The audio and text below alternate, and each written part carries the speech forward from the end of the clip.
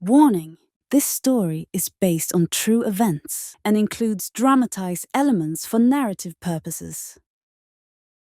There are some things you never forget: the sound of a scream, the silence that follows, and the feeling that something is terribly wrong, all while hearing footsteps coming closer, carrying the weight of horrible news. I am a chair. I have been an unwilling witness to the tragic events that unfolded in this office. When I first arrived in Principal Kenny's school office, I thought my life would be simple. A silent companion to conversations about grades, school rules, and college dreams. I was a bystander, a piece of furniture meant to cradle tired bodies, listen without ears, and absorb the energy of the young souls who sat upon me. I liked it that way.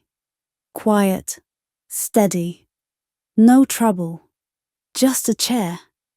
There were the cheating students, whose nervousness I could feel as they sat on me, desperately trying to explain how the answers mysteriously appeared during the test. Each explanation was more creative than the last. I was always so eager to hear what they'd come up with. And there was that unforgettable moment in biology class when a student innocently asked the teacher, "Where do farts come from?" And then, with everyone's attention on him, he let out the loudest fart imaginable. Even Principal Kenny couldn't hide a smile as the student explained why he was sent to the principal's office. These moments reminded me that the principal office was once a place of both laughter and learning, where every nervous confession and unexpected joke added to the rich tapestry of school life. Amidst the laughter and light-hearted confessions, there were also heavier moments in the office. I distinctly remember a student who walked in, her eyes red and puffy from crying. She had recently lost her mother and was struggling with the weight of her grief. As she sat on me, her shoulders trembled, and I felt her heart break deeply.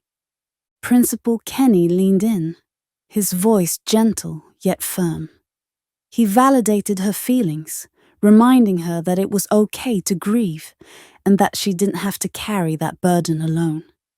He connected her with the school's counselor, who specialized in grief support. Together, they devised a plan that included regular check-ins, journaling her feelings, and finding ways to honor her mother's memory through school projects. In those moments, I felt proud to be part of something that offered support, a place where students could unload their worries and find some sense of comfort. Over the years, I had cradled countless students, each one bringing their hopes, fears, and dreams as they navigated the complex world of high school. But then, things started to change. It all began after Kenny returned from a 5-day training session at the Hypnosis training center. He came back transformed, his passion for helping students ignited by the techniques he had learned. I could feel the energy shift as he spoke with newfound excitement. But the secrecy of his practices only fueled the intrigue. One afternoon, a group of curious students caught a glimpse of Kenny working with a staff member, guiding them into a trance-like state. Their eyes widened as they witnessed this seemingly mystical process. Hypnosis brought to life in the principal's office. They whispered to each other, sharing surprised looks and soft comments about what they had just seen. "Did you see that?" one student gasped, pulling their friend closer to the door. "What if he could help us too?" The word spread like wildfire. Students began to speculate about Kenny's growing interest in hypnosis. "I heard he can help with anxiety and boost your grades," they said. Others were skeptical, casting wary glances and questioning the ethics of such practices. With each passing day, the air in the office thickened with anticipation. The students' curiosity morphed into a mix of hope and apprehension, a brewing storm of emotions that I could feel echoing through my frame. I became a silent witness to this unfolding tale, poised on the edge of something that could either uplift or unravel the lives of those who dared to step into Kenny's world of hypnosis. Student Wesley stood outside Principal George Kenny's office. It was late in the afternoon, and a creeping sense of anticipation twisted in his stomach. He had heard snippets of conversation from students about Kenny's newfound interest in hypnosis, but the specifics remained a mystery. Some dismissed it as a gimmick. Others claimed it could unlock hidden potential. Yet here he was, unsure of what lay ahead. He knocked lightly on the door, and Kenny's voice called him in. The office was warm and inviting, yet it held an undercurrent of unease. Kenny looked up from his desk, his expression a blend of welcome and caution, as if he was stepping into unknown territory himself. "Wesley, good to see you," he said, gesturing toward the chair in front of him. "Thanks, Mr. Kenny," Wesley replied, trying to mask his nerves as he took a seat. He was a self-taught piano and guitar player preparing for an audition at Juilliard, and the pressure was weighing on him. "I heard you were offering something new to help with focus and stress." Kenny nodded, his gaze intense, but tempered with uncertainty. "Yes, I wanted to discuss a method I've been exploring," he began, his voice steady, yet tinged with hesitance. "It's a form of hypnosis, something that might help you tap into your creativity." Wesley's heart raced. Hypnosis? He felt a rush of intrigue mixed with apprehension.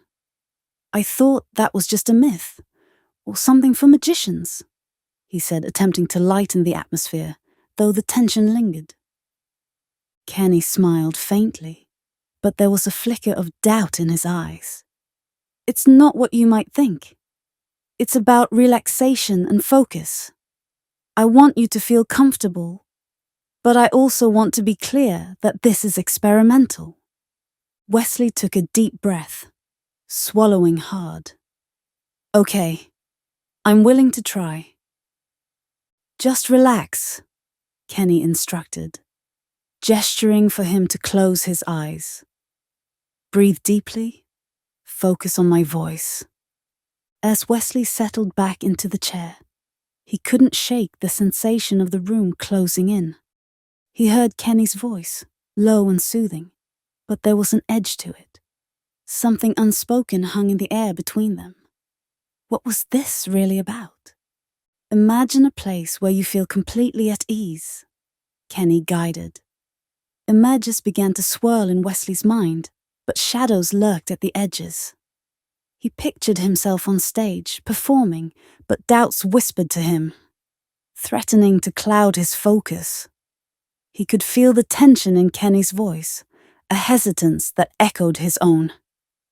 "Trust the process," Kenny urged, but Wesley felt a chill. This was no magic trick. It felt far more serious. What if I lose control? The thought slithered through his mind, sending a shiver down his spine. As Kenny continued to guide him deeper, Wesley fought against the urge to pull away. He could sense the principal's careful navigation, an experiment in vulnerability and trust that felt both liberating and perilous. When Kenny began to bring him back, a sense of relief washed over Wesley. "When you wake, carry this feeling of focus with you," Kenny said gently. Wesley opened his eyes, and a strange sense of clarity washed over him, mixed with a sense of lingering unease. "Thank you, Mr. Kenny," he said, standing from the chair, which had felt like both a sanctuary and a prison. Wesley had stepped into a realm of shadows, a place where control was an illusion. And I couldn't shake the feeling that this was just the beginning of something darker. An exploration of the mind that would ripple through the hallways of Northport High School in ways they had yet to understand. Brittany, an intelligent and ambitious student, was feeling the weight of expectations bearing down on her. Recently heartbroken and overwhelmed by the chaos of impending college applications, she wandered the hallways with a sense of melancholy that seemed to shadow her every step. One day, as she navigated her way to biology class, she overheard a group of students excitedly discussing their experiences with Principal George Kenny's hypnosis sessions. They claimed it had helped them enhance their performance, overcome anxiety, and unlock hidden potential. The idea intrigued her, but a flicker of skepticism danced in the back of her mind. Could hypnosis really be the answer to her problems? Or was it just another gimmick? As the day wore on, the chatter around hypnosis grew louder, filling her with a mix of curiosity and doubt. After school, Brittany found herself standing outside Kenny's office, the door slightly ajar. She hesitated, glancing down the hallway, unsure if she should take the plunge. But the mounting pressure of her life left her little choice. With a deep breath, she stepped inside. "Hi, Brittany. What brings you here today?" Kenny asked, his voice warm and encouraging. "I've been hearing about your hypnosis sessions," she replied, trying to mask the tremor in her voice. "I don't know if it would really help me, but I'm feeling pretty overwhelmed lately." Kenny nodded, understanding evident in his gaze. Hypnosis can be a powerful tool for relaxation and focus. It's not about losing control, but rather gaining it. You'll be fully aware of what's happening. Would you like to give it a try? Brittany hesitated for a moment, glancing at the chair that beckoned her. Would this work? Could it really help? But the prospect of finding peace and clarity overwhelmed her hesitation. "Okay," she said. As she settled into the chair, she felt a mixture of excitement and fear. Kenny explained the process, guiding her through the steps as she closed her eyes, trying to silence the whirlwind of thoughts racing through her mind. "Take a deep breath," he instructed gently. "Focus on the sound of my voice and allow yourself to relax." With each word, she felt herself drifting deeper, the tension in her body slowly melting away. It was a strange yet soothing sensation, like floating in a tranquil sea.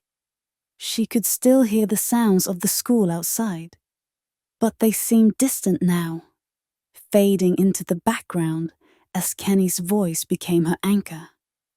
"Imagine a peaceful place," he continued. "A place where you feel completely safe and at ease." Brittany envisioned a quiet beach, waves lapping gently at the shore, her worries washed away with the tide. But as the session progressed, a flicker of doubt crept into her mind. What if this didn't work? What if she couldn't find the solace she sought? Just as quickly as it arrived, Kenny's reassuring voice wrapped around her, reminding her to let go. When he finally began to guide her back to consciousness, she felt a strange mixture of reluctance and relief. As her eyes fluttered open, she realized that something had shifted within her. It was subtle, but she felt lighter somehow, as if the weight of her worries had been lifted, if only temporarily. "Thank you," Brittany said, a genuine smile breaking across her face. Kenny returned her smile, a glimmer of pride in his eyes. She stood and left the office, her heart a little lighter and her mind clearer, feeling empowered by her choice to embrace this new approach. Little did she know, this moment marked the beginning of a complex journey, one that would ultimately lead her down a path she never anticipated. As she walked away, the chair remained, a silent witness to the profound impact of that decision. A decision that would soon intertwine with shadows of sadness and despair. From where I sat, I could hear it all. The low murmur of voices just outside the door, echoing through the hallways. Students and staff alike were talking about Kenny's hypnosis sessions. At first, the stories were full of awe, whispered excitement about how he was helping students focus better, ease anxiety, or even improve their athletic performance. There was a sense of curiosity, a buzz of intrigue, as if Kenny had unlocked a hidden power that only a few knew about. But not all the whispers were positive. Some spoke of the risks, the unknown dangers lurking beneath the surface of this mysterious practice. What if something goes wrong? I heard a staff member murmur nervously to a colleague. Isn't it dangerous to play with people's minds like that? Day after day, the talk grew louder, spreading like wildfire throughout the school. It wasn't long before the administration took notice. The rumors reached the higher-ups, sparking concern about what was happening behind closed doors. Then, one day the door opened to the stern faces of board members, here to confront Kenny. Their message was clear. He needed to stop. They warned him of the potential dangers and the liability he was creating for the school. As the board members left, I could feel Kenny's determination settle in. He wasn't going to give up that easily.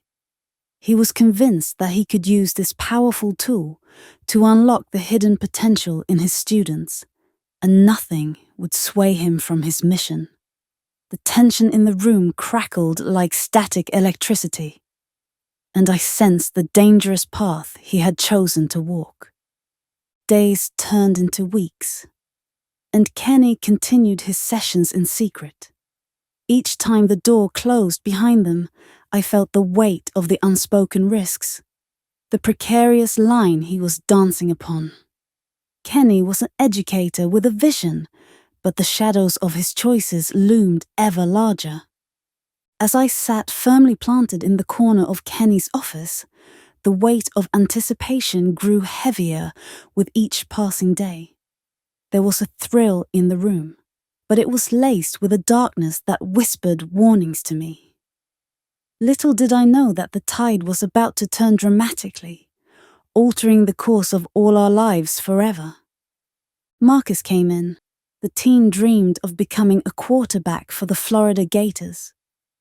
He carried himself with confidence, but had a shadow in his eyes, the pressure to excel resting heavily on his young shoulders. Marcus felt the weight of expectations building. His coaches pushed him to excel.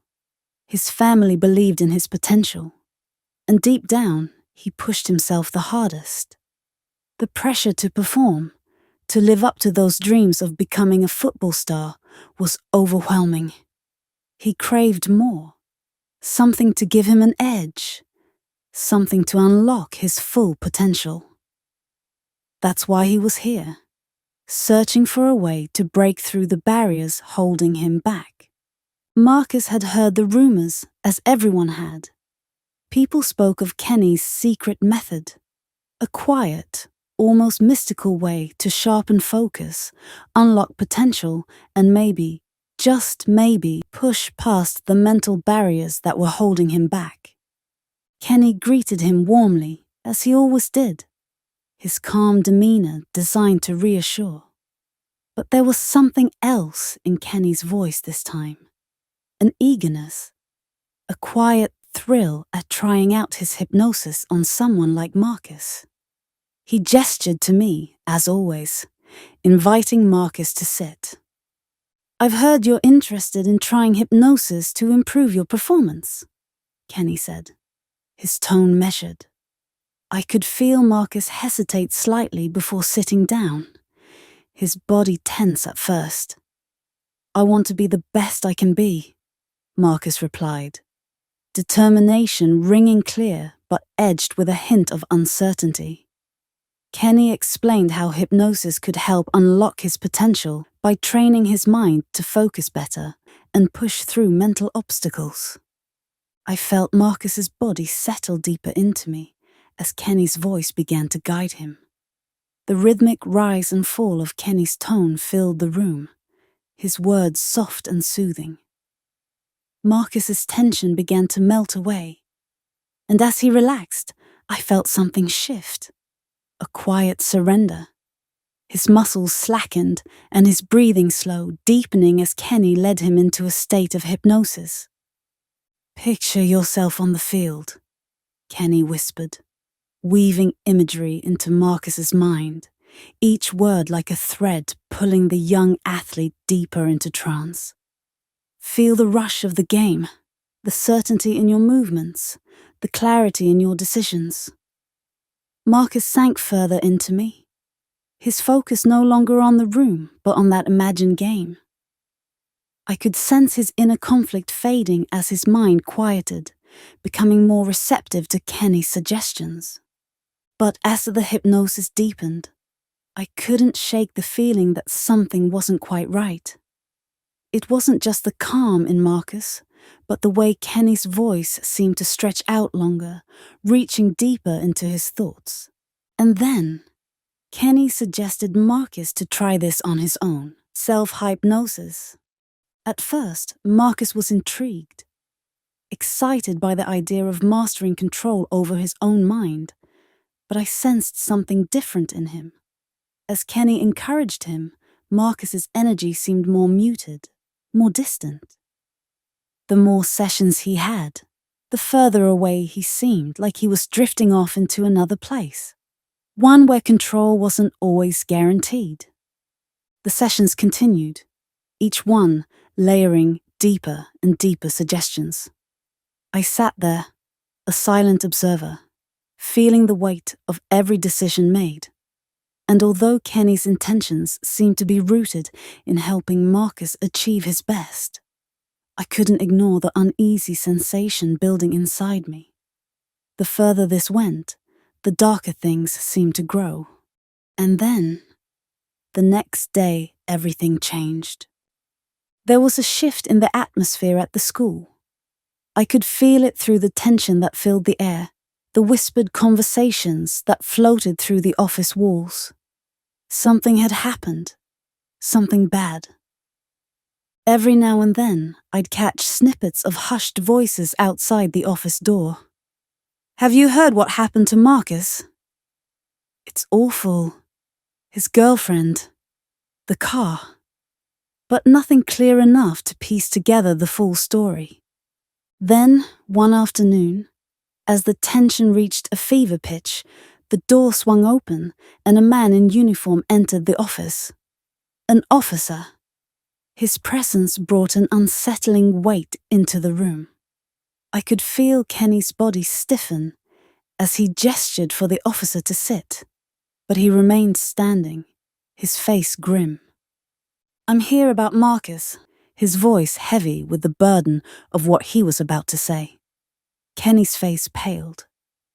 I felt the tension ripple through him as the officer continued. According to his girlfriend, Marcus had a painful dental procedure earlier that day. She said he seemed off afterwards, distant, he wasn't fully there. The officer's words hung in the air like a storm cloud. They were driving home when it happened. He had a strange look in his eyes, almost like he wasn't in control. A shiver ran through me as I imagined Marcus behind the wheel. His thoughts clouded, his mind somewhere else. The officer continued. He lost control of the car. It crashed. His girlfriend survived with only minor injuries, but Marcus didn't make it. Kenny remained motionless, his eyes wide, as if trying to process what he had just heard. I felt the weight of it all, the unspoken connection to what had been happening here in this office. The hypnosis. The self-hypnosis. I couldn't shake the feeling that somehow, in some way, everything that had happened to Marcus in this room had led to that moment. After Marcus's death, the air in Kenny's office grew thick with a tension I had never felt before. The whispers in the halls became darker, more frantic. People talked, but now it wasn't just about hypnosis, helping someone win a game or stop smoking. It was about Marcus. His accident haunted the school like a shadow that refused to leave. The hallways buzzed with rumors, confusion, and fear. Some students wondered if the hypnosis had anything to do with the crash.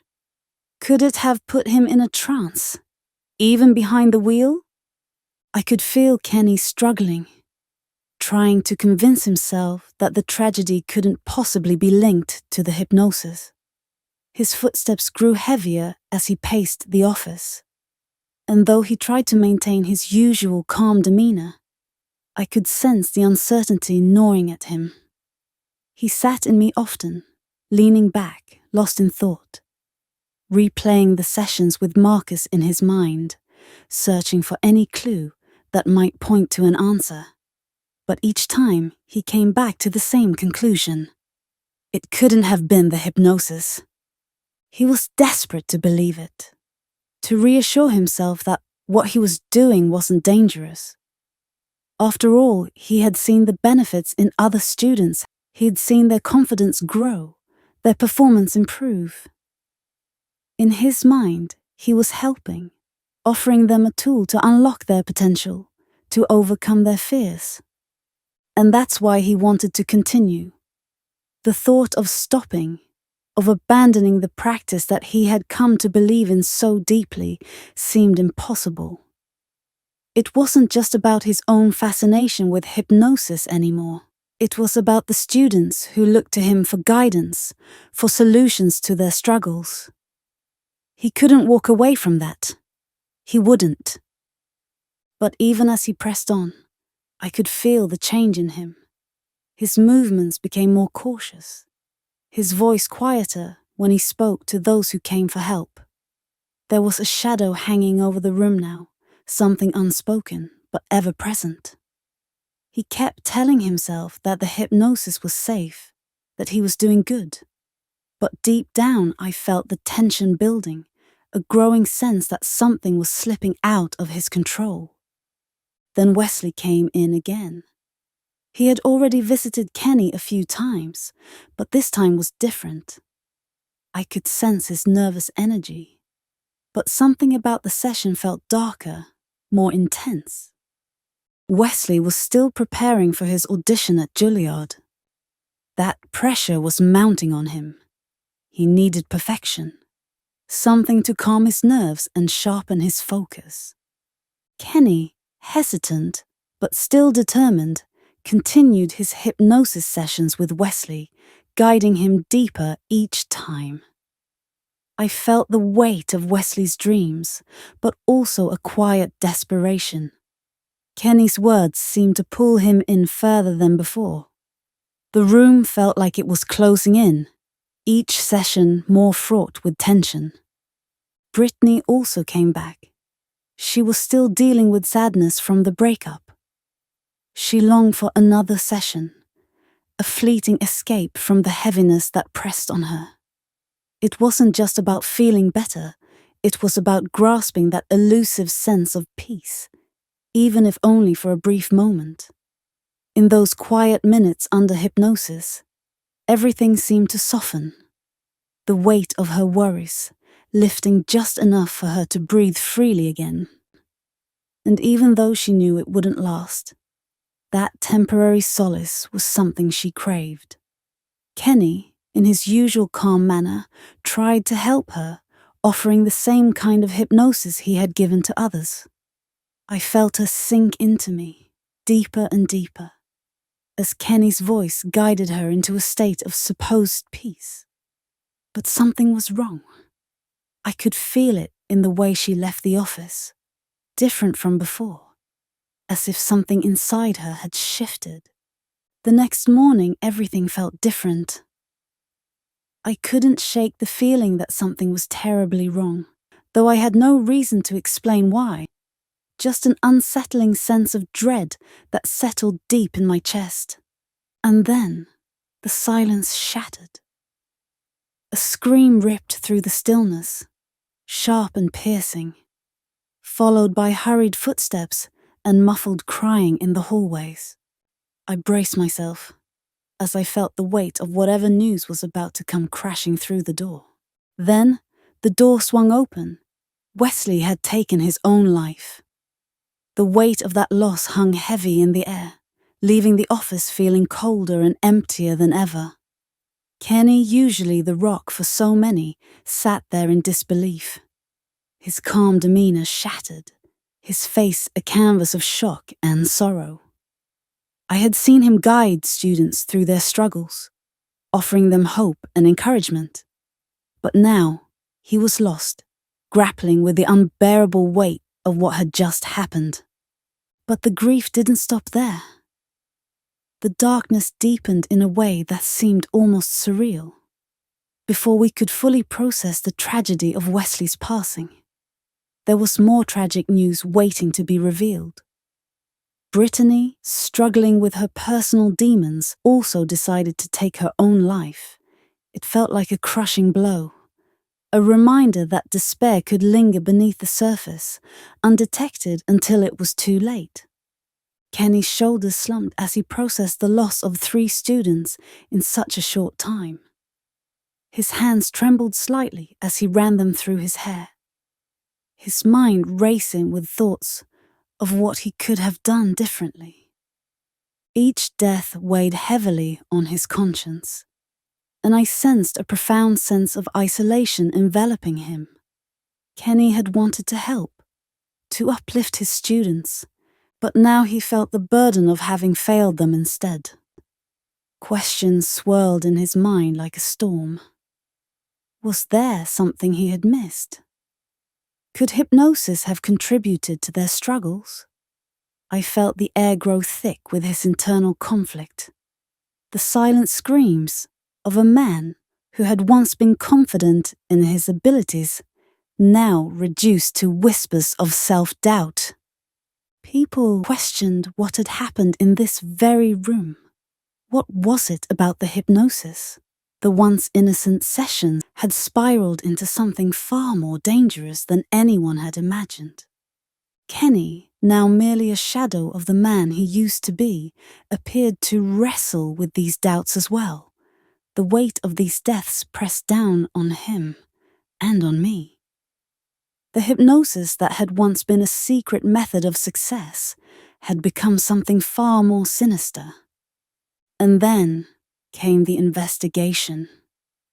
When the truth surfaced, that Kenny had in fact hypnotized Marcus, Brittany, and Wesley, there was no turning back. He admitted to lying, to having those secret sessions despite the official warning about the potential dangers. The once calm and confident principal broke down, his passion for helping students having crossed an invisible line. As the police investigation unfolded, the atmosphere in the office grew darker, the weight of 3 lost lives pressing heavily on the space.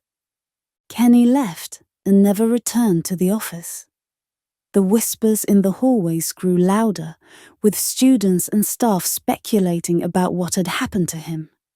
Some said he was overwhelmed with guilt, while others wondered if the hypnosis had played a role in the deaths of the students. The uncertainty hung heavy in the air as everyone tried to make sense of the chaos that had unfolded. I heard that Kenny faced charges for practicing hypnosis without a license and accepted a deal that put him on probation. The families of the 3 students who died received $200,000 each from the Sarasota County School in a settlement agreement. Kenny's office was never the same again. It became an empty room, a forgotten space filled with dust and discarded memories. The vibrant energy that once filled this room was replaced by an eerie stillness. Perhaps That's why no one wanted to use this room anymore. The room is quiet, but I remember every whispered word, every heavy sigh, every life that was touched, changed, and ultimately lost. I wish I could forget, but how could I? I was there for all of it. I felt guilty. All I could do was hold them while they drifted further from the world around them. In the end, whether or not it was truly Kenny's fault or a coincidence, I understood that the echoes of those tragic days would haunt Kenny forever. This burden extended far beyond. It rippled through the lives of those who had loved Wesley, Brittany, and Marcus. Families were left shattered, friends mourned in silence, and the community struggled with the deep sadness of losing young lives that had so much potential. I may be covered in dust, but I still hold on to those moments, to the stories of those young lives. And with each silent memory, I'm reminded that despite the darkness, they are not forgotten.